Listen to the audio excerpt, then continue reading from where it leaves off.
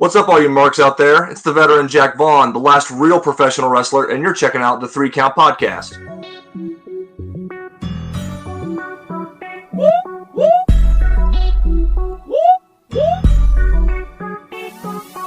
I'm in fashion, roll it cold. Welcome everybody to another great edition of the 3 Count Podcast presents Now Entering, and I'm your host, Clifford Red Dog Miller, the man that leads you up that mountain called wrestling. That's right. But like every good Sherpa, by our 200-something episode, I would hope they all would just say with me, I am your Sherpa, because like your tribal chief, acknowledge me. But it's never about me. It's about who's entering the ring. So who's entering the ring today? You catch this person at OVW, at War, at WRW, NSW, PWK, AAW, and BOTB. He is mine. He is yours. He is everybody's veteran. He is the vet, Jack Vaughn. Yes, hello. Thank you for having me. I forgot that I had worked for some of those companies, actually. Well, I'm glad. Listen, I'm going to be just kind of like everybody else, right? I caught you on TikTok. I started following you. And I was like, I love all the stuff that he's doing right now. And I was like, let me reach out because this is a person who legit put out one tweet and I read it and I was like, yeah, I kind of want to pick his brain a lot. So I saw the tweet where you were like, how's it I've been gone for so many years and come back and I'm better than all of you. And I was like, bloop, follow. Talk to this man. That one got a lot of love. People seem to like that one. Yo, so one, thank you for coming on our show, man. I definitely appreciate you coming on. Absolutely. I appreciate you having me on. Hell yeah. So my first question that's always fun to ask, who is Jack Vaughn? Jack Vaughn is an 18-year professional wrestling veteran. He is the last real professional wrestler left in a business that has forgotten the ways of old, back when wrestling was perfected. Yeah, it's something I've noticed, like in all of your videos and even in your matches, right? Like you're not a high flyer, right? Everything stays grounded. You're very technical. I love that aspect of everything that you do in the ring. And then it's just fun to watch your videos where you get to make fun of like some of the indie wrestlers. And obviously, like the top one that everybody will talk about is the shoulder tackle, which to me, I was like, yeah, I see that way too often. I think it's all 100% dumb. Yeah, there's a lot of stuff about. I'm sure we'll get into it. But there's a lot of stuff about the indie style of wrestling that kind of rubs me the wrong way, and I just felt the need to talk about it, and through TikTok. Well, it's crazy because you do get a lot of love with it. But how did you get into the business? So, like most people my age, I'm 37. So I was coming up in high school around the same time that backyard wrestling was a big thing. So everyone that I knew that was my age, including my wife, actually had her own backyard fed when she was in high school. So when I was graduating high school, I had a couple of buddies and myself who were all interested in getting trained. And I was at the gym one day, and there was an older gentleman there who knew that I wanted to start getting into wrestling. And he said that he saw an ad in the paper, back when newspapers were still a thing that we used regularly. He saw an ad for the Shark Tank Pro Wrestling Training School, which was a 15-week training camp run by Shark Boy. So I just signed up for that, went through the course, and then, like I said, it was a training camp, so it wasn't necessarily a school. It was lasted about 4 months, and then from there I started working for some of the other companies in the Cincinnati area, and then it's just kind of grown since then. That's awesome, though, and I am a fan of Shark Boy, so to see that, I'm getting to talk to one of his students. It's cool. Yeah. That he is still going too. I see him pop up on flyers all the time. It's crazy to think that, because like I'm 37 as well, and so like coming up and like growing up in that gold, like I call it like the golden era, right? But then also into the attitude era, and as well as the aggression era. When you got to see TNA and you got to see people like Shark Boy, or let's talk about the OG himself, like from ECW, you're talking about the original gangster. There's just so much cool wrestling that like gets forgotten about. But more importantly, there's so much technical wrestling that gets lost in the art. And you're like, how do we not push so much of like the I need to do like 100 moves at one time and really just kind of focus on like, AO, like let's spoon feed everything slowly so that everybody has time to digest and remember how the match was versus like what the finish is. And I feel like that's something that is really becoming a lost art, and I'm like, we got to get that back. Storytelling in wrestling has really it's not something that a lot of guys do anymore. It's not something that a lot of the young guys are being taught to do. It feels like that was pretty much what was stressed to me when I was training. Was the moves are cool and everything, but if you don't know the psychology and the story behind your match, the moves mean nothing. So when I'm talking to young guys, that's what I always try to stress. And occasionally I'll be in a match with a young guy who wants to do all these spots, and I'm like, we don't need to do all that. Mainly because I'm not going to remember a lot of the stuff that you want to do. But like I've had some of those young guys come back to me after those matches and be like, that was the best match I've ever had up to this point. And it's like, we didn't do anything crazy. We didn't do a bunch of high spots. We told a simple story that the fans could follow, and that's the kind of wrestling that I like. That's the kind of wrestling that I think still works today. I think it's a good foundation for wrestling storytelling. Is like, to me, that's what wrestling is psychology, storytelling, and the rest is just like I said, the moves are great and everything, but if you don't have the story, you're not going to get the fans. Yeah, and there's like and it's something that like even my trainer has taught me, is that there's a place to hit like certain spot or certain moves, right? So like everybody loves throwing down like a 450, right? Or they go throw like a 630, depending on like how athletic you are. And there's always like a spot to hit it at. But it feels like lately, like when I watch, everybody's like, yo, let me throw this in the middle of the match, when I'm like, I would have put it here. I don't understand why you wanted it there, right? Because it was something like, because I like to go back and watch videos like all over YouTube, and one of the things I do love is like Al Snow's interpretation of like just wrestling, and he's like, once a crowd like pops, like that's it, like go home, like they can't go any higher, and it's just crazy to think that fans are like, or wrestlers are like, but I got like 18 other things I need to hit in this match before we close. I'm like, but the crowd popped for the first thing, like. Right. Just go. You won. Like, exactly. Yeah, and that's and I think part of that, the reason that happens is because a lot of the young guys now don't know how to call stuff in the ring. And it took me a while to kind of learn how to do that. It took me a while to really know how to work rather than wrestle. And I think that's something that that is kind of lost on younger wrestlers today, is that they're just taught spots, and they're taught, well, this is where we go from here, and then after that, this is what we do. But like you said, when you get that reaction, that's all you need. Like, it's only going to go down from there. You don't need to keep trying to build them up, because you're already at the top. Now it's time to take it home. Right. So speaking of like crazy bumps that people are trying to take and stuff like that, what's your worst bump that you've taken? I've been relatively smart my entire career. I've never taken anything too crazy. Like, I've never gotten involved in any sort of like hardcore or deathmatch stuff. When I was very young, I'd maybe only been wrestling for a couple of years. I did a match. It was in like just a local high school, and I was on the outside of the ring with my opponent, and I just told him, "Hey, give me a back body drop." And I just took a back body drop on a hard gymnasium floor, and it knocked the wind out of me, and I have not done anything like that since. It's like once you learn that lesson, you're just like, you know what, I don't need to do this again. Yeah. It sounded like a good idea at the time, but the pain that I went through for the lack of reaction I got was not worth it. I feel like that's the most important part too, right? Like you kind of hit the nail on the head. Like, it's all about the reaction, and if a crowd doesn't react the way you want it to react to something that you did, it's good that you just learn not to do that again in that spot. And when fans don't react the way that you want them to, that's when you realize, okay, well, what I'm doing isn't working. I need to think of something else.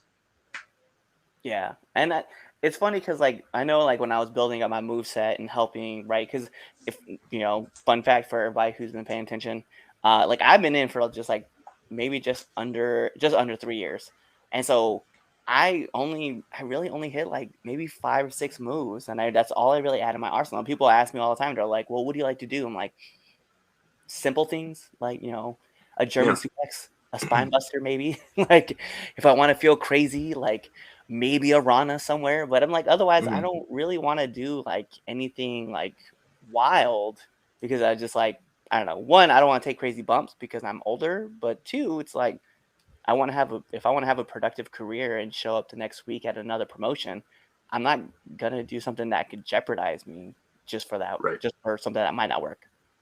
Yeah. And that's a good point because I'm always trying to think of the long term.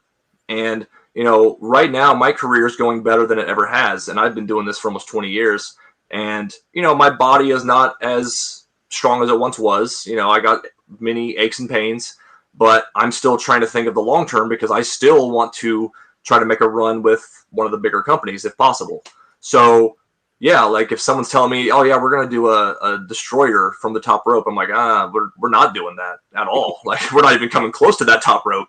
Um, but I try to do my best to work with guys that want to do stuff like that. I want to I want them to get their stuff in, so to speak. But at the same time, I want it to be done correctly and done in a smart way.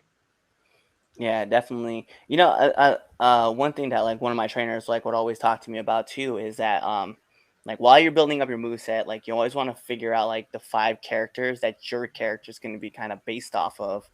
And I'm kind of curious, like, where's your characters come from? So I guess the primary influence, at least for this iteration of who I am, is Arn Anderson. Um, so I guess I'll pull back the curtain here a little bit. The veteran Jack Vaughn is a relatively new gimmick. I've only been doing this for about 2.5 years. Prior to that, I had nothing gimmicks. When I first started off, I was just kind of like the generic big guy that didn't talk and didn't bump and that sort of thing. And it was fine for. I mean, that was great for me when I first started out because I was just learning how to work. But when I decided to start over, which is basically what I did. I quit wrestling for a few years, and when I decided to come back, I was starting over. And when I sat down and I thought about this character, I was like, okay, so do I want this to be like a parody of 80s wrestling, or do I want to be Arn Anderson? And it really was just like, before the thought finished in my head, I was like, oh, I want to be Arn Anderson. Like, I want to be like that dude who's like, I want to be the enforcer. I want to be the guy who, the young guys fear, so to speak. So yeah, Arn Anderson is the big one. Undertaker is my favorite wrestler of all time, so I, incorporate some stuff of his. And then I just kind of take bits and pieces here and there. Like Rick Rude is a big influence. Macho Man's a big influence. Kurt Hennig is a big influence. So those are probably the five or so guys that I would say have most influenced the veteran. That's awesome though, because I like to think like all those guys are great influences anyway, just on wrestling itself. Like whether it's like storytelling or you're just like wanting to learn how to work, like those are the Mhm. guys I always look up to. I love Macho Man. I loved watching Kurt Hennig, even through like his later years when he was in WCW. Like he was still like Mhm. getting it in and putting a lot of effort into everything. And I remember watching his promos back when he was like with Randall Cunningham, and he was talking Oh about yeah, being the perfect one and catching his yeah. own like 80-yard bomb. Like he's just there's so much cool stuff, and I've talked about the story a couple times. What got me into wrestling was actually Jake the Snake Roberts and Macho Man. When Macho Man got bit by a cobra, that's what brought me into the sport. So it's cool to see though. When so I have to ask this: when you saw that snake biting Macho Man's arm, did you cry like I did? I did not because it was the first time that I had been introduced to wrestling. So I was Okay, super confused. And I was like, yeah. what is happening? And I remember my aunt was like trying to cover my face. And she's Hmm. like, I was like, yo, is this what it's like every time at wrestling? And she's like, no. I was like, Yeah. this is So awesome. that was like, God, I think that was like 91, 92, maybe. Yep. Uh, maybe 90. I can't remember. But like, I was a big Macho Man fan. Like other than Hogan, like Macho Man was my guy. So like, anything bad happened to Macho, like I was devastated. Yeah, that's what really turned me on over to watching wrestling. And the next thing I know is like I started following it and I kind of fell off, and then I got back into it on like WCW Saturday night when Hmm. the Lionheart, Chris Jericho, made his debut in WCW, and I was like, I don't know who this guy is, but I'm gonna watch him. And Right. then I got introduced to Nitro, and then that's when Rey Mysterio like became really popular, and that's who became my favorite wrestler of all time was Rey Mysterio. So Yeah. yeah, so I could definitely. But I loved watching Arn Anderson because I go back and watch like Arn Anderson stuff from like the Mhm. 80s and early 90s, and his work is just impeccable. Like it's a perfect. I got my spine buster from him because I was like, I want to do this as good as I Yep. can, just like he did. Same. Yeah. Yep. That's why because the spine buster is one of my few moves I try to incorporate whenever I can, and whenever I tell people that I do a spine buster, I just tell them, yeah, I do an Arn spine buster, and they understand what I'm saying. I tell people, so my spine buster is a little different. How I end up like holding people up, right? And then I'll let one of the legs droop down, and I'm holding up pretty much like one handed. But then like Okay. as I go to spine down, like I'll sweep out their back leg, just so obviously they're not trying to put it down to brace themselves. But I Hmm. sweep it out and slam it. But it was something like I saw. It was trying to be a mix between like Arn and Ron Simmons because I was like, yo, both those guys look so cool when they hit their spine busters and they're so different. Yeah. I was like, so I want to make it my own, but kind of pay homage at the same time. So it's like, Sure. you're trying to find your route. But something I want to hop into. What's one of the hardest lessons you've had to learn in the sport? So I guess it's probably a more recent lesson. Took me a while to realize not everyone's going to like what you do. Um, I've learned that lesson a lot recently. There's a lot of people that don't like the stuff that I'm doing right now. But I think it even goes back to a few years ago, back when before the veteran was even a thing. I had I was slowly getting back into wrestling after being off for a few years. I was doing like a couple shows a month maybe, and there was a group of fans that would come to every show, and their big criticism of me was that I was boring. And looking back compared to what the veteran is, yeah, what I was doing then was kind of boring. But you don't want to hear stuff like that. That's why we get so defensive when people criticize us, or when people criticize like our favorite sports teams, because we identify as fans of those teams. And I think that's kind of the reason that I've gotten a lot of pushback from indie fans with the stuff that I'm doing on TikTok, is that these people identify as fans of these wrestlers or these companies. So when someone like me comes along and says, hey, your favorite wrestlers and your favorite companies, they're not actually as good as you think. I disagree with how you think about them. And yeah, that's when I get a lot of pushback. It was something I had to learn. I don't know. I guess I would say like that's a really good lesson. One, to learn, but two, it was something I learned. It was something I had a conversation about it today that I got told like a lot of stuff that I do is more gaga, and I was like, Hmm. well, I actually can work as well. I just Yeah. do this stuff for fun because it's funny to me, and it pops me like that's cool, and I hear the crowd react to it. So if they're reacting to it and you just think it's this, I'm like, yo, I mean, that's your opinion. I was like, I'm not gonna say Hmm. it's wrong. I can validate it, but at the same time, like if it's getting over with the crowd, like it should be considered successful. So I was like, I don't understand Yeah. like why it's such a bad thing to look on, I guess. I think I don't. I think you have to kind of read the room, and it depends on the crowd, depends on the company. Um, I think Gaga, the sort of like Gaga at the beginning of a match can be a good thing. I mean, do whatever is going to get you over. There are certain crowds that they want more interaction. And then there's other companies that want more of the work rate style wrestling that people are accustomed to today on the indie scene. But I mean, I guess what I say is do whatever is going to get you most over, because at the end of the day, we're all trying to get over and we're all trying to make more money. So whatever's going to make you that money is kind of the way that I look at it. Yeah, and I do, and I want people to see like there's kind of like two sides, especially for like Red Dog himself, right? Because he is kind of like this guy, like that's who inspires him, right, to be who he is. And while he is kind of very like showy, like he's also like it shows that he's also like trying to do the best that he can, like work wise. So I don't know.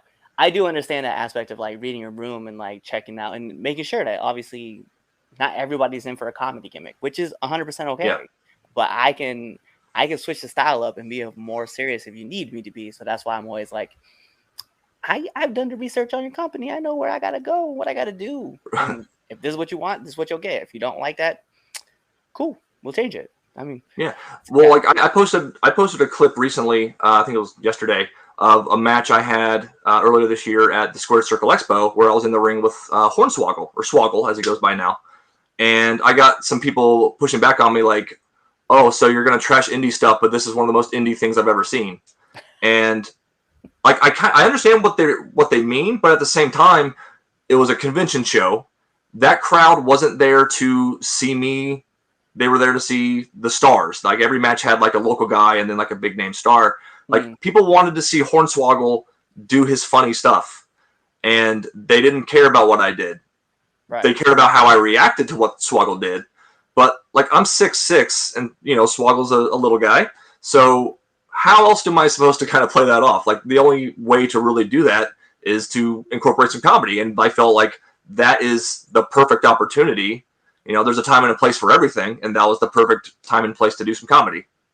Yeah, and that's also like an aspect of like how we've been talking about is like good storytelling, right? Is that there is Swoggle, who is like known for doing comedy kind of shticks, and you're kind of like this big serious wrestler, and then like the story really is just like the comedy guy like getting the best of the serious guy in this aspect, and that's a great story to tell. Like I love that story. And also, I'm the heel. At the end of the day, the fans are paying to watch me get beat up if I'm doing my job right. Right. And like obviously, there's some suspension of disbelief that has to happen in a situation where it's me and someone like Swoggle, but that's what the people wanted to see. They didn't want to see me, kick him in the face and just beat up a little guy. Like they want to see Swoggle getting over on me. So that's what we gave them. I like that. What kind of advice would you give to like up and coming wrestlers? Oh, where do I start? Stop slapping your thighs so much. No, I'm kidding. I love that one though.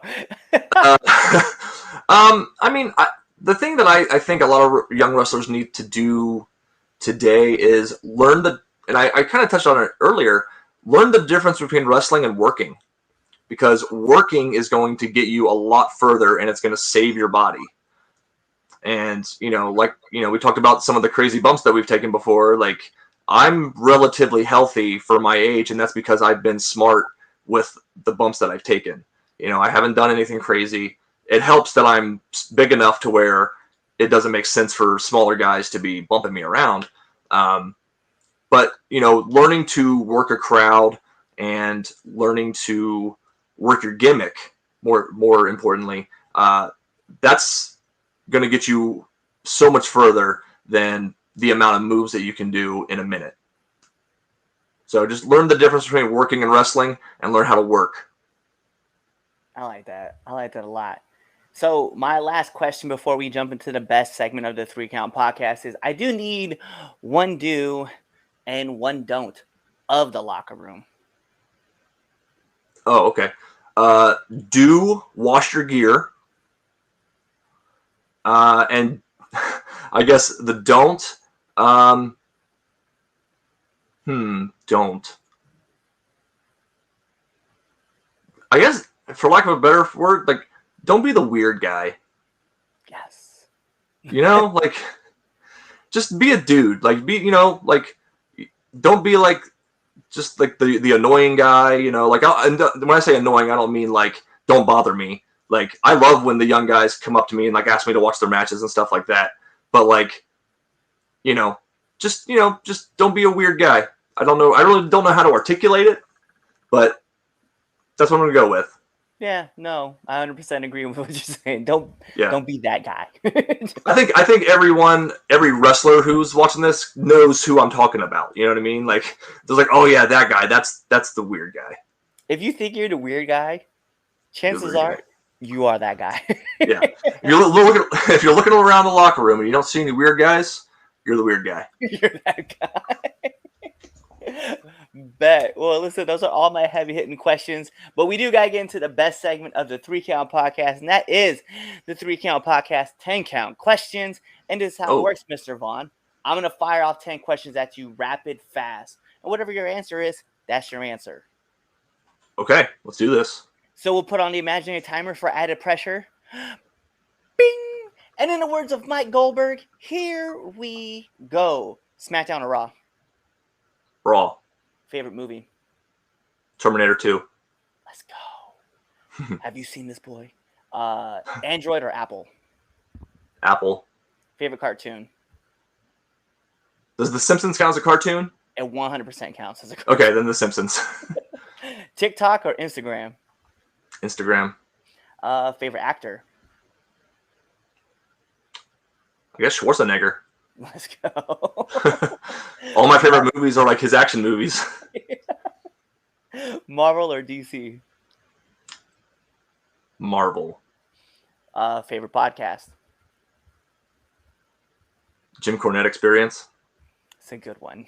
I know a lot of people are gonna give me shit in the comments because like I will listen to the Cornette Experience and I'll be like, hey, you gotta keep some of that stuff at arm's distance, kind of like our show. You gotta keep some of it at arm's distance because so like, and I know this kind of ruins the quick, rapid fire questions, but like, anytime that somebody gets has like a dissenting opinion from the indie style of wrestling, they're automatically pigeonholed as being like a Jim Cornette worshiper, and it's definitely happened to me.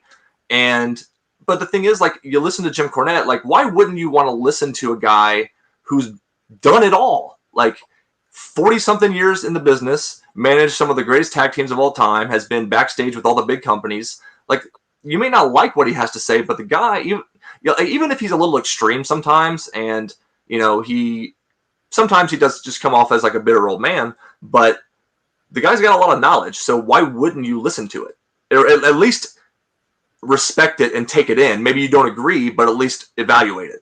Yeah, that's what I always like to tell people. I'm like, listen, like, there's always like two sides to a coin, and you can listen to both sides, and you can favor one or the other, or you can just be like, you know what, I respect both opinions, but I'm gonna go ahead and just make my own and go about my own business. Sure, and the thing with me is that I've never said that anyone has to dislike the indie style of wrestling.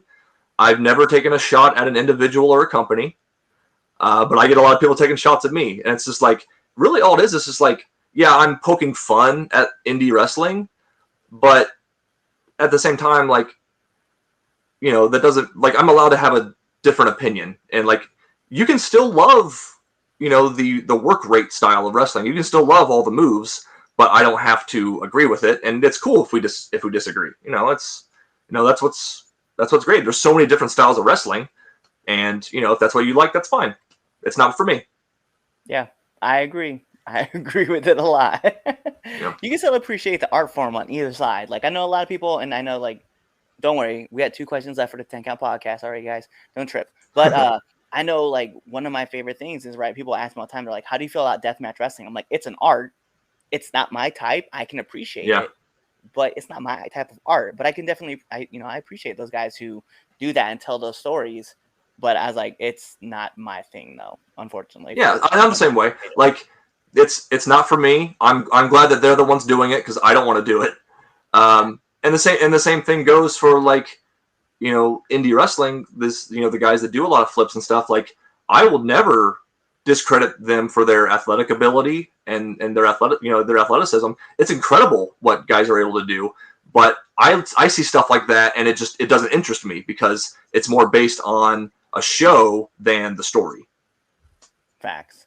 So we'll jump back in with our last 2 questions of the 10 count podcast, or 3 count podcast, 10 count questions. Number 2, nominate one person that you want to see on this show. Jake Oman. Let's go. Yes. And then last but not least, my favorite question to ask every single person who comes on this podcast, favorite curse word. Oh, geez. Oh, man. I don't swear that often, but I guess when I do, I like a good shit. That's a great word to use. I feel like the 2 big curse words like people need to use in life, right, is shit and fuck. Like, those are the only 2 curse words that are necessary for any aspect of life. Everything else is just bonus words that you could throw out there, but those 2 are like the mother of all bombs. Like, when you throw one of those out, like, you've messed up.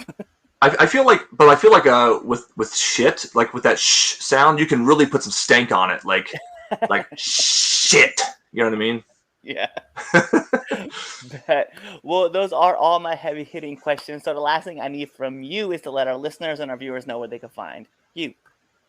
Sure. So I do have a Facebook account. I actually have like a normal account and then a fan page. Both are just under Jack Vaughn, and then the fan page is the veteran Jack Vaughn. You can follow either one. And then Twitter, Instagram, and TikTok now is at Vet Jack Vaughn. There you go. He gave you all of his handles. He told you where you can find him on Facebook, so you guys can go check him out. But like every great part of a wrestling match, we got to take it home. Because this is the 3 Count Podcast presents Now Entering the Ring, and I'm your host, Clifford Red Dog Miller, the man that leads you up this mountain called wrestling. But like every good Sherpa, which I like to think I am, it's never about me, but it's about who's entering the ring. And you see him right there, the vet himself, Jack Vaughn. And so you guys know what to do. Tune in to the next episode and be there, or you're really just following us on all of our social media platforms. You're going out there, you're sharing it with your friends, you're talking about it, you're commenting on all of our videos, you're even subscribed to our YouTube channel, you're subscribed to us on Spotify as well as Apple iTunes, and you're leaving all those great reviews. We love all that stuff. You're doing all that stuff and even buying our merch, or you're really just kind of waiting for this episode to end. You're waiting for the outro, and then you're choosing another episode to listen to. Peace. What's going on, 3 Count Nation? I'm Clifford Red Dog Miller with the catchphrase. But what I really want you to do right now, go to twitter.com, right? Go over there, find us at the 3count_pod, give us a follow, give us a like, give us a comment. We want to talk to you guys. Go to IG at the 3 Count Pod. Give us a like, give us a follow, leave us a comment. We want to interact with you. Go to youtube.com, give subscribe, turn the bell on, turn the notifications, leave a comment. We want to talk to you. Go to anchor.fm/the 3 Count Podcast, and in there, you can leave us a message, and we will talk to you. Basically, what I'm trying to tell you is that we want to talk to you. We want to have fun with you guys, and we love listening to what you guys have to say. Also, one thing I need you to do for me, the 3 Count Podcast also has merchandise. Oh! At prowrestlingtees.com/the 3 Count Pod. Please go buy our t-shirts. We love you guys, and we hope you love us too. So show us some support, please.